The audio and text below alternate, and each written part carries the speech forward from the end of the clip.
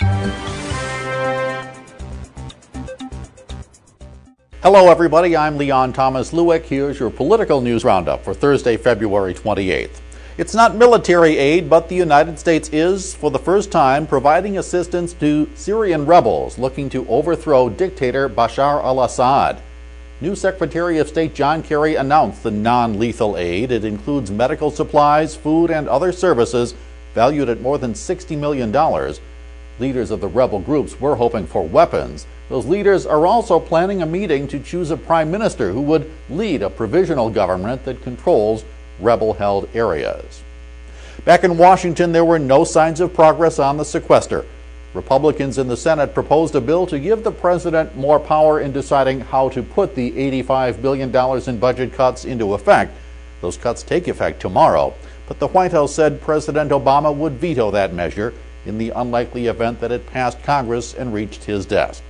House Speaker John Boehner, meanwhile, told reporters he's happy to have a chance to talk with President Obama at the White House tomorrow. His message, says Boehner, will be that the Senate should pass a bill to replace the sequester with other budget steps.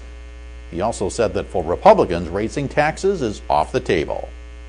Legislation aimed at preventing abuse of women has been in limbo for more than a year, but that could change soon. The House today passed a renewal of the Violence Against Women Act, sending it to President Obama to be signed into law. The legislation expired in September of 2011, thanks to partisan pickering in the House and the Senate about its details. The new legislation renews the law for 5 years. And Jack Lew is in as the new Secretary of the Treasury.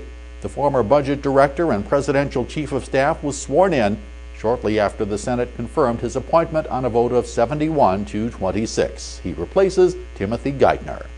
That's your political news roundup for Thursday, February 28th. I'm Leon Thomas Lewick. Stay logged on to rttnews.com for the latest political, economic, and stock market news from around the world all day long.